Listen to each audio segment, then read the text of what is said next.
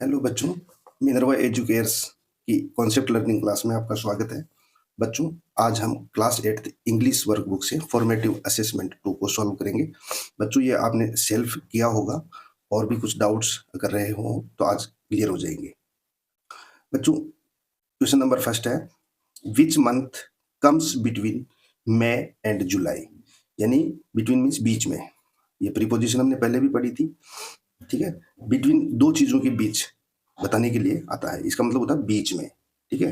तो मई और जुलाई के बीच में कौन सा महीना आता है? तो मई के बाद में आता है जून, जून के बाद आता है जुलाई, तो कौन सा महीना आएगा? जून। क्वेश्चन नंबर सेकंड है बच्चों, टिक राइट द करेक्ट आंसर। सही आंसर के ऐसा निशान करना हमारे को, राइट वाला, फॉर द गिवन सेंटेंस, जो वाक्य दिए हुआ है नीचे। देखिए, माई कलर इज ऑरेंज, मेरा कलर जो है ऑरेंज है। आई वियर, वियर मीन्स पहनना, I wear A green head, यानी हरे कलर की हेड मीन्स टोपी में पहनता हूं या पहनती हूं। And I sound like a parrot, ठीक है। व्हाट एम आई? तो देखो, मेरा कलर ऑरेंज है और मैं ग्रीन कलर की हेड यानी टोपी पहनता हूं या पहनती हूं।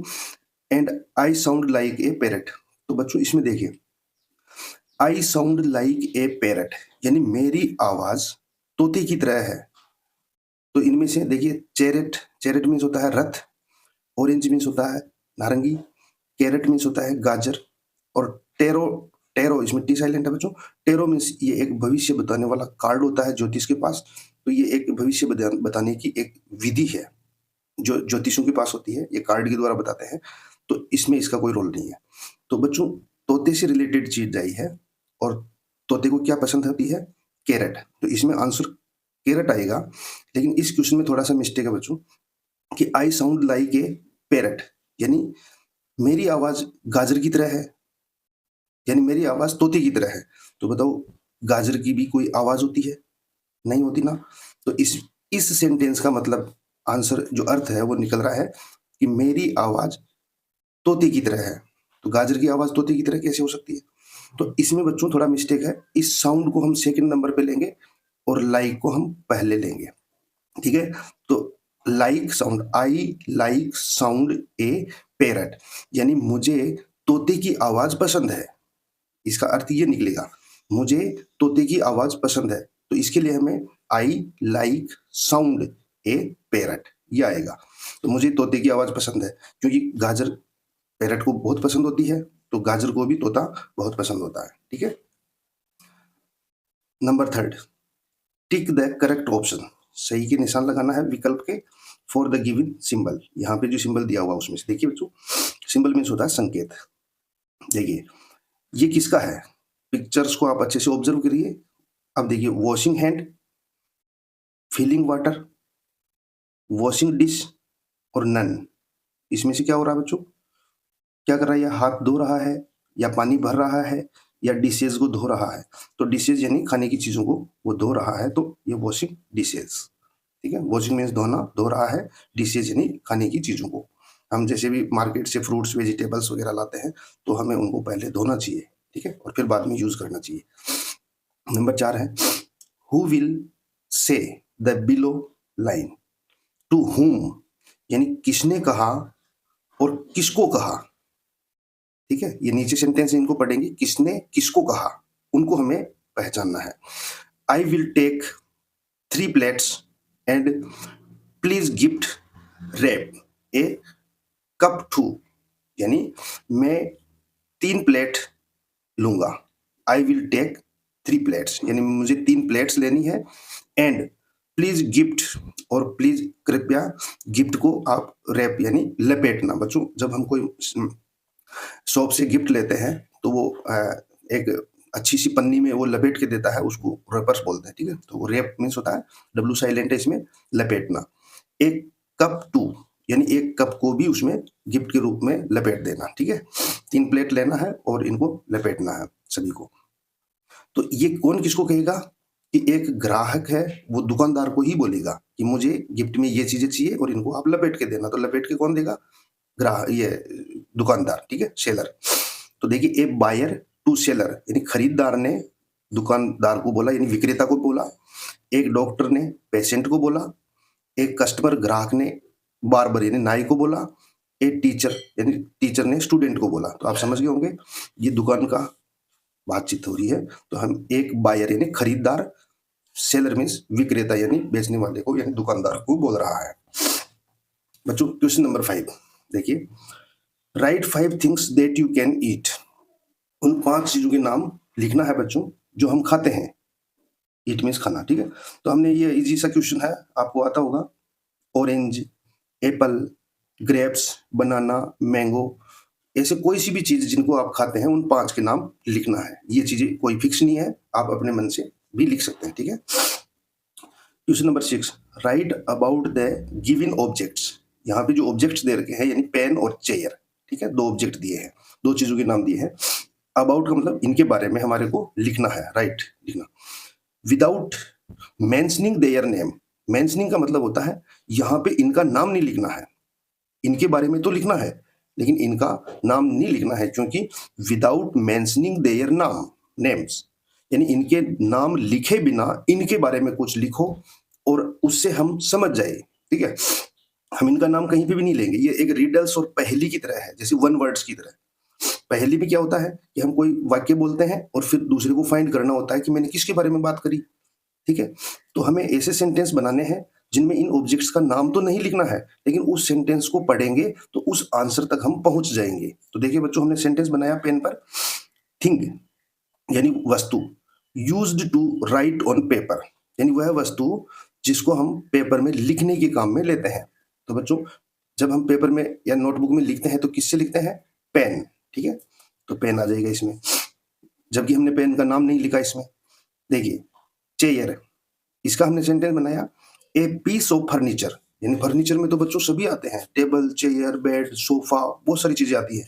तो उनमें से एक पार्ट है, ये एक पीस है यानी एक भाग है फर्नीचर का। हमारे घर में बहुत सारे फर्नीचर होते हैं, उसमें से एक भाग है ये, ठीक है। चेयर भी होती है।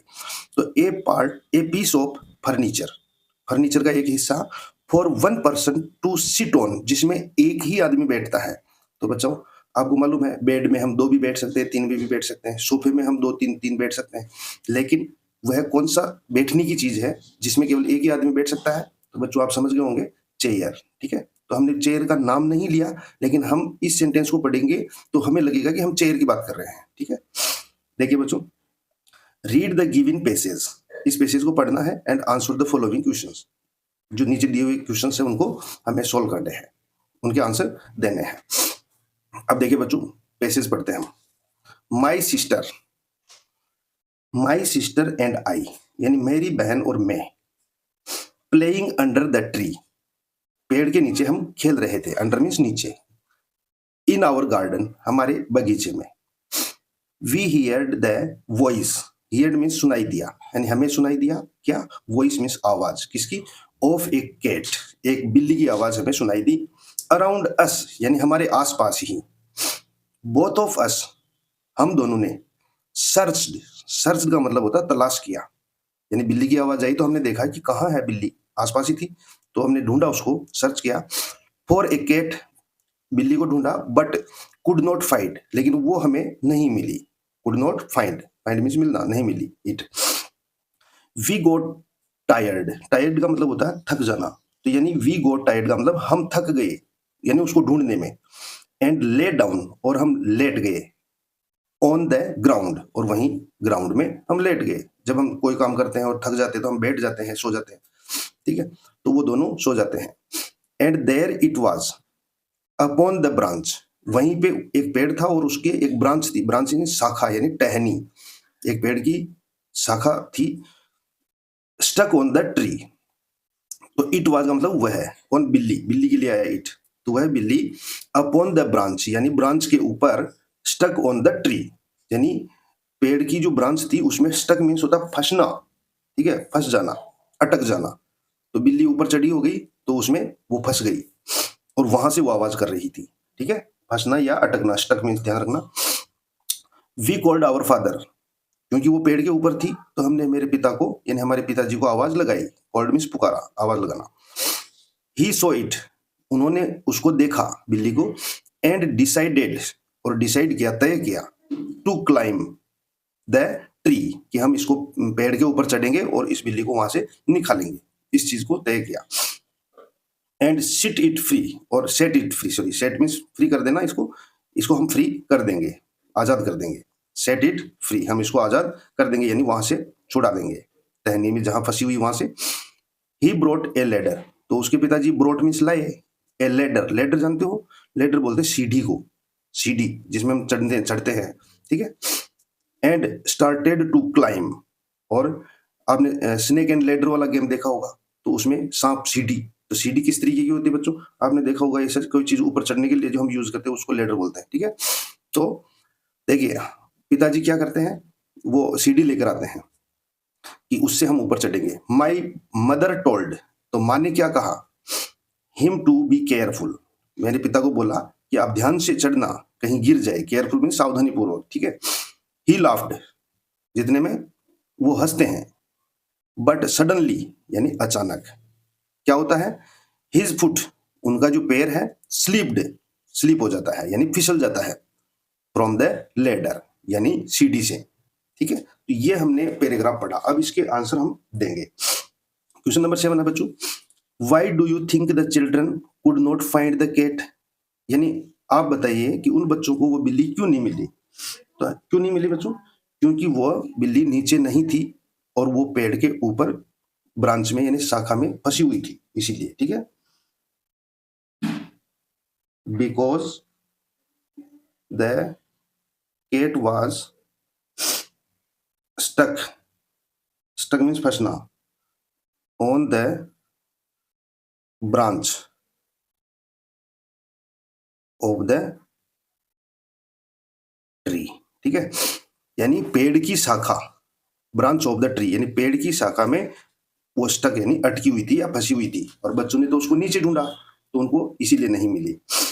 नंबर 8 है बच्चों, what do you think happened after his foot slipped, यानी आपके हिसाब से क्या घटित, हैपन, हैपन का मतलब होता है होना, यानी आपके हिसाब से सोचो कि क्या हुआ होगा, यानी व्हाट हैपेंड, क्या हुआ होगा, कब, आफ्टर हिज फुट स्लिप्ड, जैसे उनका पैर स्लिप हुआ लेडर से, यानी फिसला। तो एक ओब्वियसली बच्चों एक ही बात है कि जब हम सीढ़ी में या कहीं चढ़ रहे होते हैं पेड़ पे कहीं पे, और हमारा पैर फिसल जाएगा, तो हम उसमें से स्लिप होकर नीचे गिर जाएंगे, यही होगा, और गिरने के बाद में हमारे चोट भी आ सकती है, ठीक है, फ्रैक्चर भी हो सकता है, इसीलिए कभी आप ऐसा नहीं करें, हमेशा बी केयरफुल रहे, ठीक है। तो इसमें देखिए, ही वॉज फॉल डाउन, यानी वो नीचे गिर जाते हैं, एंड इंजर्ड, ठीक है, इंजर्ड का मतलब घायल हो जाना, ठीक है। तो क्या है, पैर स्लिप होने के बाद में वो नीचे गिरेंगे और वो घायल हो जाते हैं, यानी चोटग्रस्त हो जाते हैं, इंजर्ड का मतलब। नंबर 9 है बच्चों, what are some other works that we use a ladder for, यानी लेडर यानी सीढ़ी का हम और कहां कहां कैसे कैसे उपयोग कर सकते हैं, तो आप सब जानते हैं, ठीक है, कि हम जब कहीं छत में चढ़ना हो, या हमें पेड़ से कोई फ्रूट्स वगैरह ऐसे तोड़ने हैं, या फिर हमें, जो बच्चे गांव में रहते हैं उनको मालूम है, कुएं के अंदर जाना होता है किसी इंजन को चलाने या कोई भी ऐसी काम से, तो हम वहां पे भी लेडर का यूज करते हैं। और भी है, जैसे हम कभी भी अपने जो मकान वगैरह होते हैं उनकी पुताई करते हैं, ठीक है, आपने देखा होगा अक्सर दीपावली के टाइम पे, तब हम वहां पे पुताई के लिए भी लेडर का यूज करते हैं, सीढ़ी का। तो ये बहुत सारे यूजेस है इसके, इसमें से हम लिखते हैं कुछ। We use ladder to climb on the roof, roof means होता है बच्चों छत, यानी छत में चढ़ने के लिए। ट्री, ठीक है, ट्रीज यानी पेड़ पे चढ़ने के लिए। एंड वेल, वेल मीन्स कुआ, ऑल्सो, यानी यहाँ यहाँ हम इसका यूज करते हैं। तो बच्चों ये क्लास 8 के इंग्लिश का फॉर्मेटिव असेसमेंट 2 जो है वो क्लियर हुआ है बच्चों। इसमें मुझे उम्मीद है कि आपको जो भी डाउट्स रहे होंगे वो क्लियर हुए होंगे। और अगर आपको ये वीडियो या क्लास अच्छी लगी हो तो इसको लाइक करें और चैनल को सब्सक्राइब करें। Thank you.